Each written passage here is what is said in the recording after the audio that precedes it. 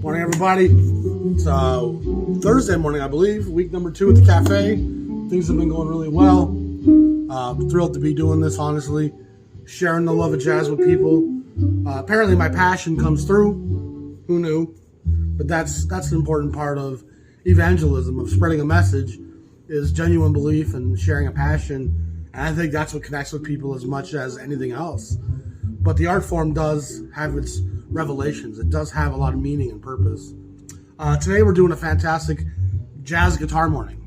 I mean, the possibilities are endless. Yesterday we had an hour and a half of classic country music where we played some greats by, the Conway Twitties of the world, Waylon Jennings, some Merle Haggard, some John Cash, some Counting Flowers on the Wall by the Stattlers, some more Cash and 16 Tons and What Do You Get? Tennessee Ford, Willie Nelson, the great Hank Williams, who's the godfather of country, some Johnny Horton, and then the great Skeeter Davis, who is a little forgotten today. It's the End of the World. It ended when you said goodbye. What a great song that is. Marty Robbins, El Paso, one of my favorite country songs. And then we played a whole bunch of Patsy Cline too. The right group of people in here for that stuff to be played, and that's part of the joy of what I'm doing. But this morning it's jazz guitar till noon. I'm going to delve into different jazz guitarists. It's great cafe music, first of all. But it's also an important chance to delve into just some of the great players who really have slipped under the radar over the years. So we're starting off with the great Joe Puma. And Puma has some good stuff on Bethlehem and a few other labels, but this is his Jubilee release, 1957-58, Jubilee number 1070. And what's interesting about this is it's a trio and a quartet, each side, from 2 different sessions. And the trio is fantastic with the great Eddie Costa on vibes. And Eddie Costa, for those of you who don't know, is just a giant. He's an incredibly percussive player. And on piano, he's even more unique because he has this left hand that just rolls thunder out. And his low and middle range on the piano, there's no one who plays like Eddie Costa. You hear some really articulated, thundering middle and low keys on the piano. That's going to be Joe Costa. I mean, almost always Eddie Costa, sorry. I'm a huge Eddie Costa fan. Some of his own records are really great, like that Blue Lights record. I think it's on the Dot label, maybe. It's a fantastic record. But Oscar Pettiford's on the bass on both sides, along with Joe Puma. And Pettiford's just articulation defined. He's the most articulate bass player, and he really punctuates and lays down sounds and tonality that was a revelation for bass players. Jimmy Blanton probably precedes him a little bit with Ellington, who died so young from tuberculosis. But Oscar Pettiford was that next generation of bebop, and he was just an incredible articulate player. On side 2, the lineup changes slightly. We had a drummer, Paul Motion. Fantastic drummer who we know from what? From Bill Evans. And guess who's playing the piano on side 2? The great Bill Evans. So again, we're talking 1958, which is around the same time as the Evans group trio is coming together. So you kind of have a piece of the Evans trio here with Motion and Evans playing with Oscar Pettiford and Joe Puma. What a great quartet that is. And then a great example, I don't know if you can hear that very well, but the articulation of Pettiford, he's much more of a lead bass player than most bass players of that time were. Most bass players would lay back in the pocket and play 1/3 and 5ths and, play the root and then kind of do some walking and some swinging. But Pettiford's really punctuated and just really plays with the notes on the scales in a Parker-like sense. And his virtuosity is unparalleled. He's a real genuine cat, mixed Native American and black from Oklahoma. I mean, he saw some trials and tribulations. And he's just a wonderful player that died well too young in 57 or 58. He passed away. His body of work isn't as immense as it should have been, but there's still quite a few good recordings of him out there, both as a sideman as a leader. His work on Bethlehem is fantastic. And so I'm a big fan of Oscar Pettiford, obviously. But Puma is just a great player as well. Very wonderful, soft articulation, and just feathery at times. And guitar players do have a wide range of tonality and sound, and part of what sets guitar apart is tonality. And so the guitar tone of a player can be the make or break for some people. I'll take David Gilmour's tone playing one note over John McLaughlin screeching with that awful tone of his in the early 70s.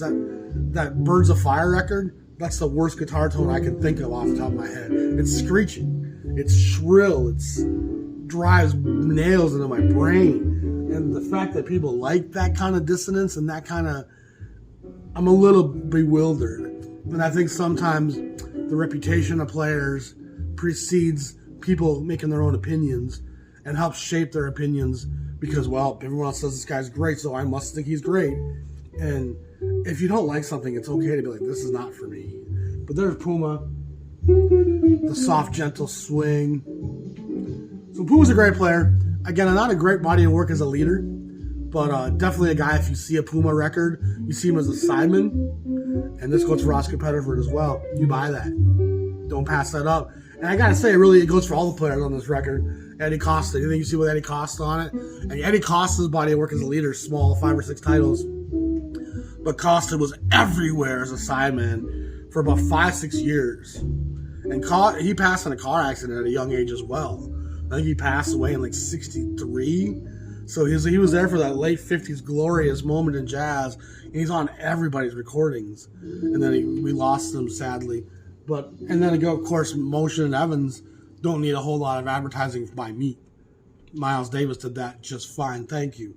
So, again, you're talking about jazz royalty through and through on these sessions where every player is Hall of Fame caliber. And so, boom, there's one example of a great jazz record that you can find for $20-$30.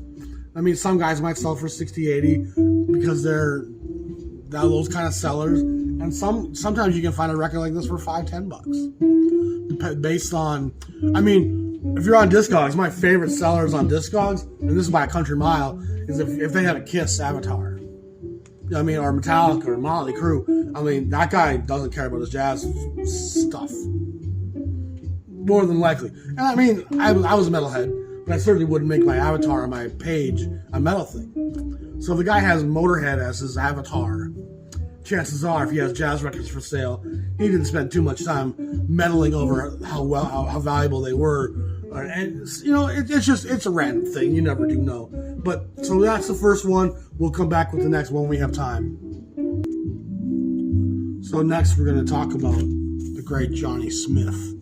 And Johnny Smith is an Alabama native, if memory serves, and just one of the most beautiful players. His sense of melody and his sense of singing the song with his guitar is really unique and special, I feel. He really echoes the lyric and the melody of the song in a wonderful way. And then he's accompanied here by the great Stan Getz, one of the great tenor players of any era.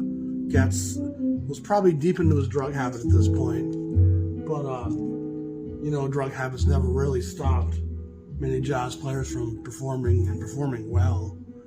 Great cover of Moonlight in Vermont, and they really seem to capture the snowy mood of upstate New York / Vermont, New Hampshire, New England. It just has a wonderful mist to it, and the warmth of the indoors when you're outdoors. And I'm trying to remember who else is on this one. From several different sessions, Don Lemon shows up, Eddie Safransky, the great Sanford Gold's on piano. Zoot Sims is on some of these songs as well. Johnny Smith, Paul Kinnichet, Arnold Fishkin, Don Lemon, Sanford Gold.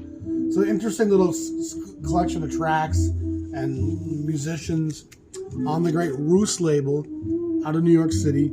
It was Teddy Reig who founded Roost. He was a bit of a hustler, not quite a pimp, not quite a drug dealer, but he wouldn't mind hooking you up and skimming a little on the side for himself kind of thing. He worked with Herman Lubinsky at Savoy and was really the genius behind a lot of the early Savoy recordings.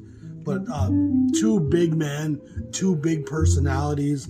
Lubinsky was oafish and just a real dark-sided guy. And from all understandings, Reig was a gambler and a drunkard, and a real, he was big. He ate a lot, drank a lot, partied hard.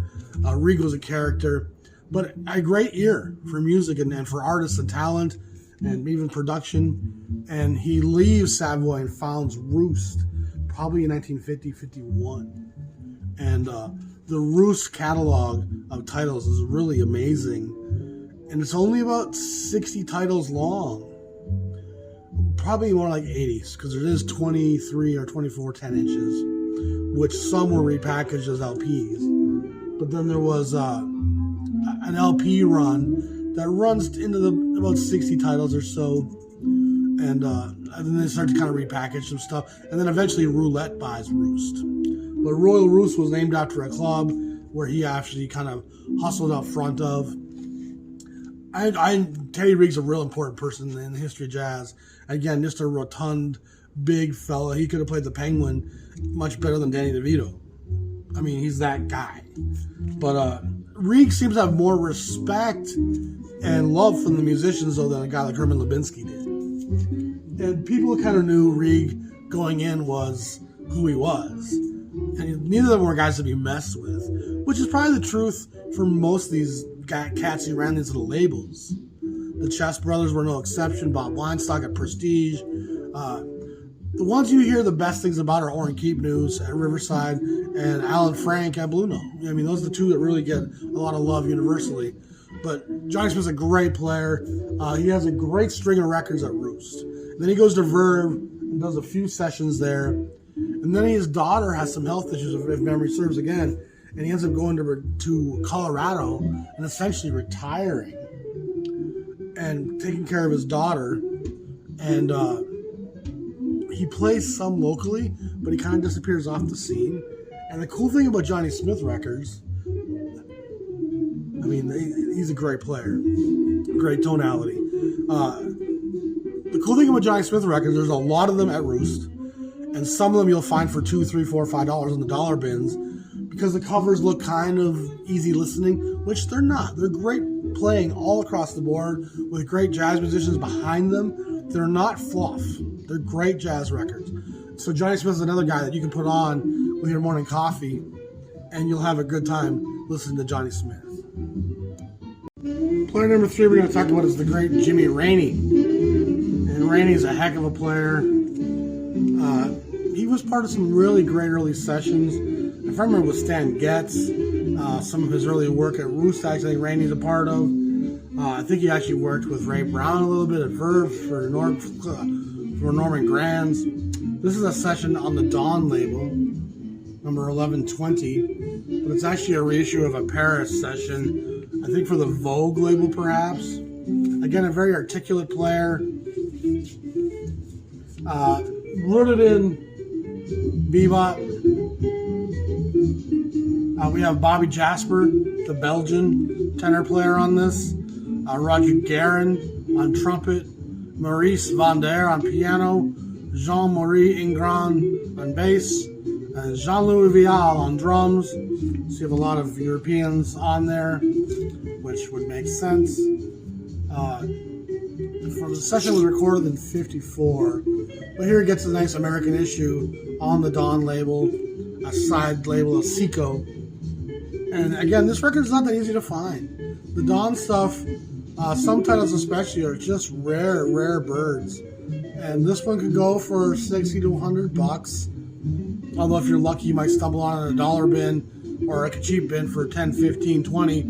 If a seller, again, isn't crazy about jazz or didn't take the time to look it up. But Jimmy Raney, a great player, a great pedigree, and a guy worth collecting. He's got some stuff on ABC as well. That's really outstanding. Creed Taylor produced some of that stuff. So great stuff right there. Look for him. So here's some of the other goodies that we spun today on Thursday Jazz Guitar Morning. Very early George Benson with brother Jack McDuff on the Prestige label. 7310. Wes Montgomery's debut on Riverside. Of course, he appeared with his brothers on the Master Sounds on the West Coast before that. The great Bill Jennings, who was a prolific sideman at Prestige in the early to mid 60s. Doesn't record a lot as a leader. Has a few on Prestige, and there's a couple sessions he does for King Records out of Cincinnati that are very expensive and hard to come by. Then we talked about the great Joe Puma with Bill Evans and Oscar Pettiford and company. And then Sal Salvador, this is on Blue Note, a 10-inch. Sal has a pretty good career. He does some great stuff at Bethlehem. He ends up making a little bit more mainstream stuff later in his career, but his early work was fantastic. We talked about Jimmy Rainey quite a bit. Then there's the Octopus, the swinging guitar of Tal Farlow. He was a Norman Granz guy and recorded a lot for Norman Granz and Verve label. Then the great Al Caiola on Savoy, a fantastic player. And he ends up at United Artists making a lot of almost easy listening jazz guitar crossover pop records, redoing Hollywood soundtracks and spaghetti westerns on guitar. He was a pretty versatile player. And of course, there's the Johnny Smith. So that's the 9 jazz records we got to today that were played in the cafe. And unfortunately, we can't play. That was what the morning allowed for, was 9. And so we'll do fun things like this more often, where we run through a few hours with one either musician or one instrument. And hopefully it'll just be a fun way to broaden everyone's perspectives and horizons when it comes to jazz guitar or jazz vibraphone or jazz, whatever the instrument happens to be. There's just so much talent in the jazz kingdom. It's a shame it's so limited to such few artists today in terms of popularity and cachet. So again, the cafe has been going really well, and we're spreading the gospel of jazz to people, one customer at a time, keeping it comfortable, keeping it alive, and not blasting them over the head with stuff. It's been fun. I am tired. A few people who know me well have noticed how tired I am, but I'm still getting my rest. I'm sleeping like a rock, and we're getting our sea legs under us. And I think by next week, hopefully, we'll be in the rhythm of things, and then we can start expanding some of the things that we want to do here. But we don't want to bite off more than we can chew either. We want to keep it manageable. So that's today's episode. Just some fun guitar stuff. I have a couple fun things I've just purchased in the mail that came. We'll cover on the next episode. We'll talk to you all soon. I appreciate you guys. Have a great day. Peace.